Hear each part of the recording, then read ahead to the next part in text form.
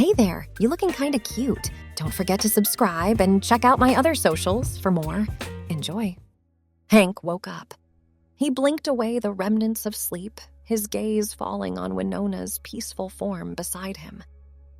A familiar ache bloomed in his chest, a longing he'd carried for years, hidden beneath layers of societal expectations and personal fears. Hank slipped out of bed, careful not to disturb his wife. His bare feet padded across the cool hardwood floor as he made his way to the closet. With trembling hands, he reached for the back corner, behind the suits and dress shirts that defined his public persona. His fingers brushed against soft fabric, and he withdrew a neatly folded bundle. In the dim light of early morning, Hank unfurled a silky blouse in a shade of deep burgundy. He held it up to his chest, imagining how it would feel against his skin. The weight of the secret he'd carried for so long seemed to press down on him, threatening to crush his resolve. "Hank?" Winona's sleepy voice called from the bedroom. "Are you okay?" Quickly, he shoved the blouse back into its hiding place. "Yeah, just getting ready for work," he called back, his voice strained. As he dressed in his usual attire, white shirt, navy tie, and charcoal suit, Hank couldn't shake the feeling that he was putting on a costume. The person he presented to the world felt increasingly distant from the person he longed to be.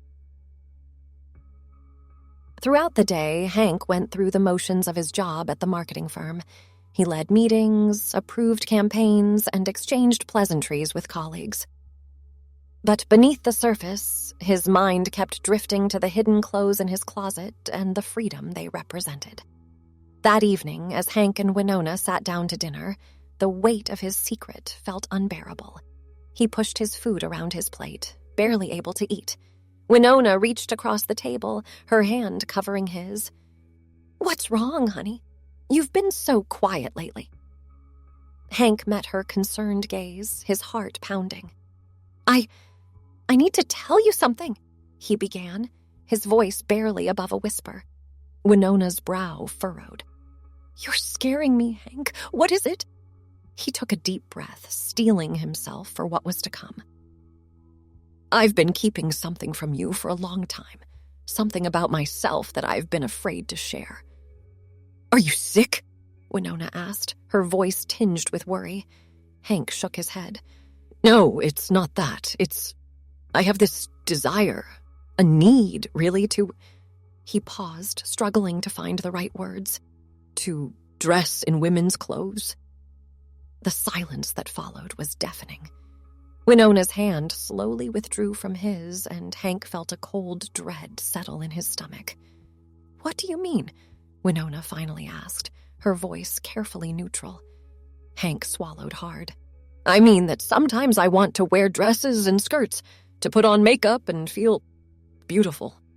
In a different way than society expects me to." Winona leaned back in her chair, her eyes wide with shock. "How long have you felt this way?" "As long as I can remember," Hank admitted. "But I've always pushed it down, tried to ignore it. I was afraid of what people would think, what you would think." Winona was quiet for a long moment, processing this revelation. "Have you ever done it? Dressed up, I mean?" Hank nodded slowly. "A few times, when you've been out of town. I have some clothes hidden in the back of our closet." "I see," Winona said, her voice barely audible. "And do you want to be a woman? All the time?" Hank shook his head emphatically. "No, it's not like that. I'm comfortable being a man most of the time. It's just that sometimes I have this overwhelming urge to express a different side of myself." Winona stood up abruptly, her chair scraping against the floor. "I need some time to think about this," she said, her voice shaky. "I'm going to take a walk." As she left the house, Hank remained at the table, his dinner forgotten. He buried his face in his hands, wondering if he'd just destroyed his marriage and his life as he knew it. Hours passed, and Hank paced the living room, alternating between regret for his confession and relief at finally sharing his truth. When he heard the front door open, he froze, his heart in his throat. Winona entered, her cheeks flushed from the cool night air. She looked at Hank, her eyes red-rimmed but clear. "Show me," she said simply. "What?" Hank asked, caught off guard. "Show me your clothes, the ones you've been hiding." Hank hesitated for a moment, then nodded. He led Winona to their bedroom and opened the closet. With shaking hands, he pulled out the small collection of feminine attire he'd accumulated over the years. Winona touched each item gently. A flowing skirt, a delicate blouse, a pair of low heels. "These are beautiful," she murmured. "You're not disgusted?" Hank asked, hardly daring to hope. Winona turned to face him, her expression soft.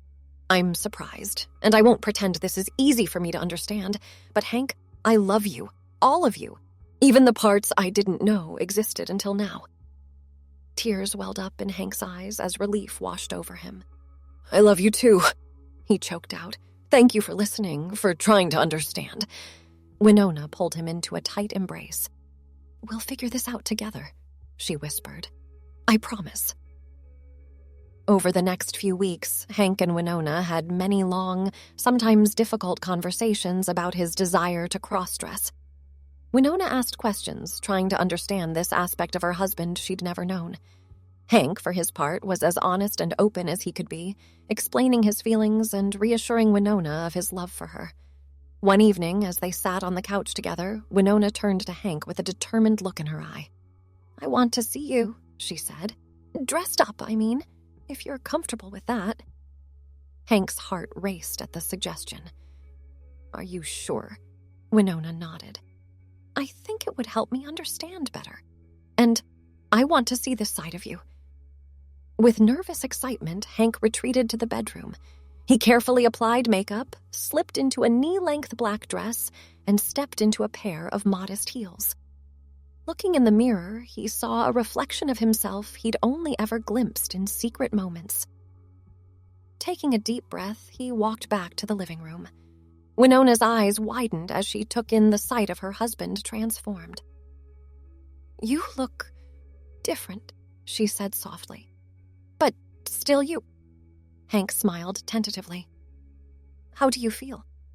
Winona stood and approached him, reaching out to touch the fabric of the dress. "It's strange," she admitted. "But not in a bad way. You seem happier, more relaxed." "I feel more like myself," Hank confessed. "Thank you for giving me the chance to show you." From that moment on, Hank and Winona began to navigate this new aspect of their relationship. They set boundaries and discussed what they were both comfortable with. Hank would dress up at home occasionally, and Winona found herself growing more accustomed to seeing her husband in this new light. As months passed, Hank felt a growing desire to express his feminine side more openly. He broached the subject with Winona one evening as they sat in their backyard, watching the sunset. "I've been thinking," he began hesitantly, "about maybe going out, dressed up, I mean." Winona tensed slightly, but didn't pull away. "You mean in public?" Hank nodded. "Nothing too crazy. Maybe just a quiet dinner at a restaurant in the next town over, somewhere no one knows us." Winona was quiet for a long moment, considering. "I don't know if I'm ready for that," she said finally. "The idea of other people seeing you like that, it's a lot to process." Hank felt a pang of disappointment, but understood. "Of course," he said. "I don't want to push you. We'll only do what we're both comfortable with." Winona squeezed his hand. "Thank you for being patient with me. I'm trying. I really am." As they continued to work through this new dynamic in their relationship, Hank received an unexpected opportunity at work. His company was opening a new branch in a city several hours away, and they wanted him to lead the expansion. When Hank shared the news with Winona, her initial excitement was tempered by concern. "What does this mean for your other side?" she asked carefully. Hank took a deep breath. "I've been thinking about that," he said. "Maybe this is a chance for a fresh start. In a new city where no one knows us, I could be more open about this part of myself." Winona's eyes widened. You mean live as a woman? Not full-time, Hank clarified quickly, but maybe have an alter ego? Someone I could be when I'm not at work. We could introduce her as a friend or relative staying with us. Winona was quiet for a long time, processing this idea. That's a big step, she said finally. Are you sure you're ready for that? Hank nodded slowly. I think I am, but only if you're okay with it. We're in this together, remember? After much discussion and soul-searching, Hank and Winona decided to take the leap. They moved to the new city, where Hank took on his new role at work. In their personal life, they began to introduce Hank's female alter ego, whom they named Rachel.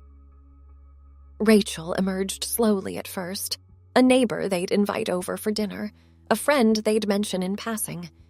Hank would transform into Rachel in the safety of their new home, and Winona would help with makeup and outfit choices.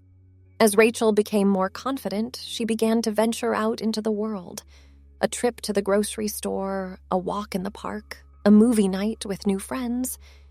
Each outing was a mix of exhilaration and anxiety for both Hank and Winona. One evening, as they prepared for a dinner party where Rachel would be making an appearance, Winona helped her husband with the final touches of his transformation.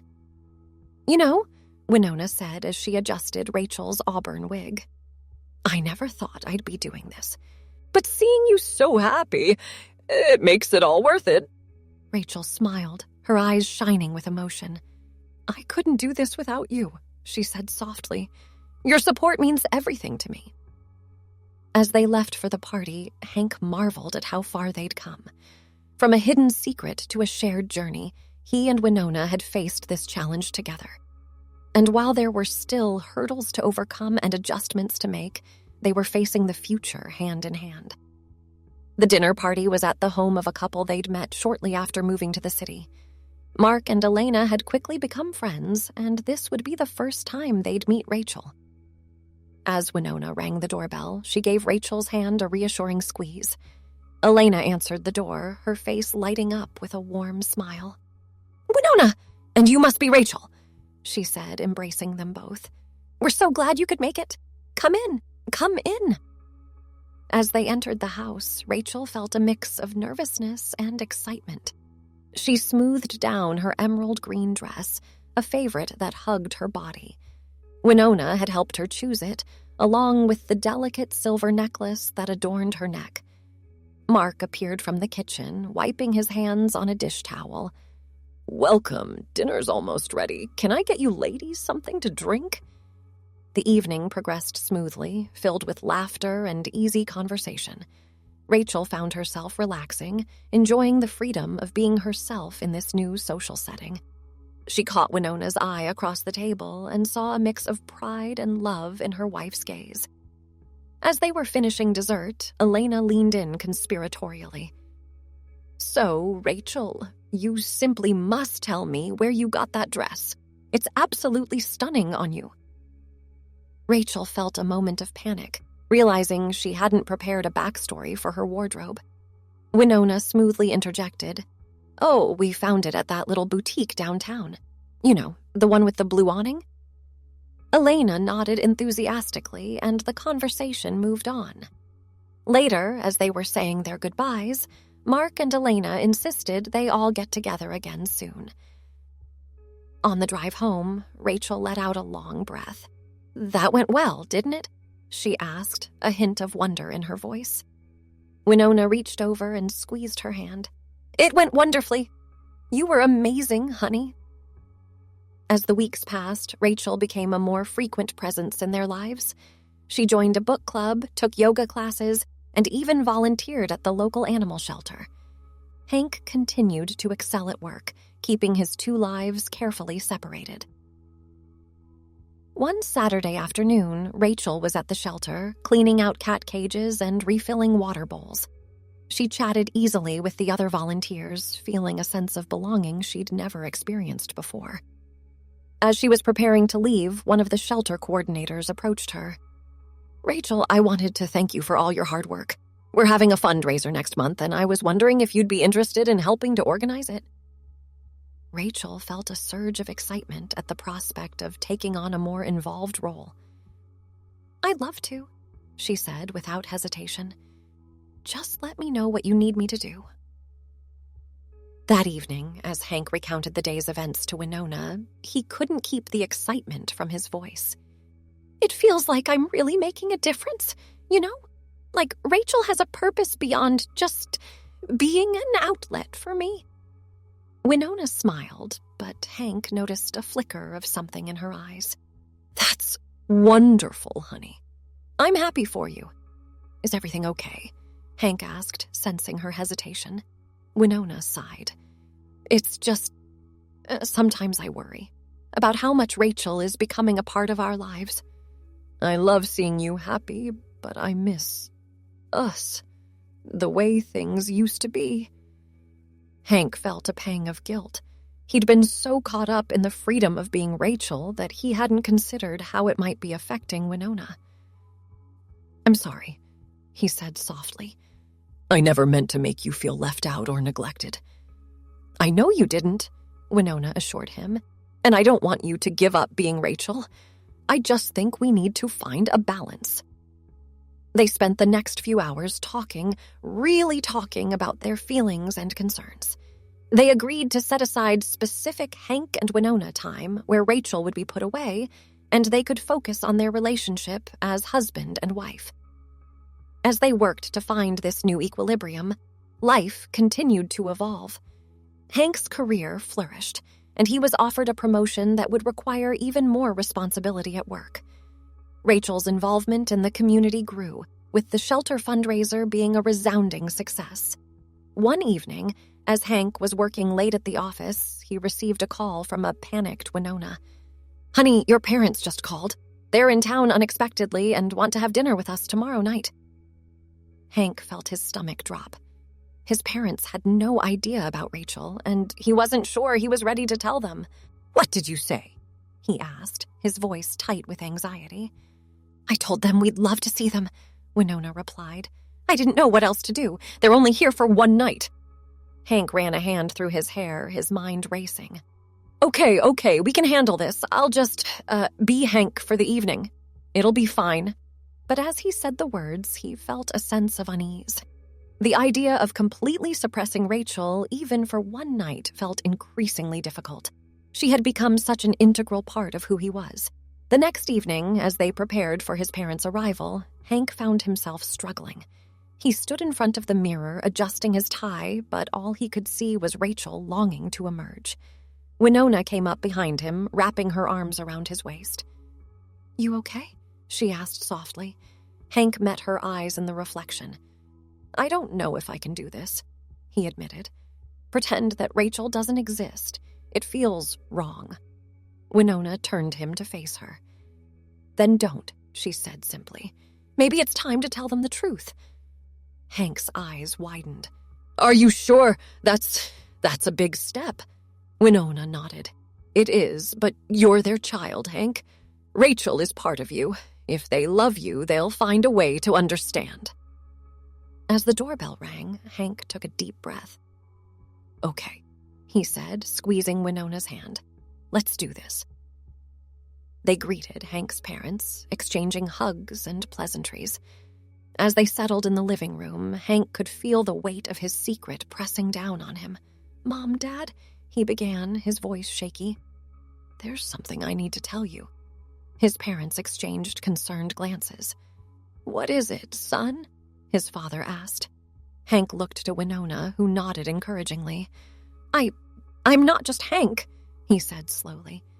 "Sometimes I'm also Rachel." The silence that followed was deafening. Hank's mother furrowed her brow. "I don't understand. What do you mean?"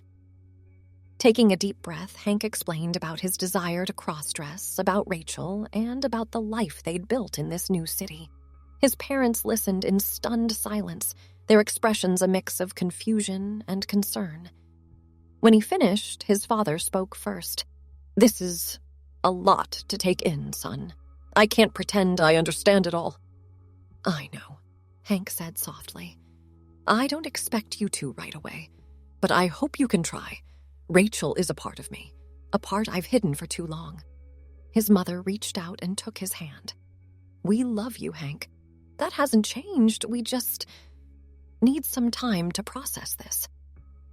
The rest of the evening was tense, filled with awkward silences and hesitant questions. But as his parents were leaving, Hank's mother hugged him tightly. "Thank you for trusting us with this," she whispered. "We'll get there. I promise." In the days that followed, Hank felt a mix of relief and anxiety. He'd taken a huge step in telling his parents, but he knew it would take time for them to fully accept Rachel. As weeks passed, Hank and Winona settled into a new routine. They balanced time for themselves as a couple with Rachel's increasing involvement in their social life. Hank's parents called regularly, asking questions and slowly coming to terms with this new aspect of their child's life. One day, as Rachel was volunteering at the shelter, she overheard a conversation between two other volunteers. "Did you hear about the new support group starting up?" one of them asked. "It's for people who are exploring gender identity and expression." Rachel's ears perked up, but she hesitated to join the conversation. She'd never considered seeking out others who might be going through similar experiences. Later that evening, as Hank, he broached the subject with Winona. "What do you think about me, maybe, going to this group? Not as Rachel, but as Hank. To talk about all of this with people who might understand?" Winona considered for a moment. "I think it could be good for you," she said slowly. "And maybe, for us, it might help me understand better, too." Thanks for watching. Check out Patreon if you want to have early access to the other parts. If not, it will be online in a couple of days.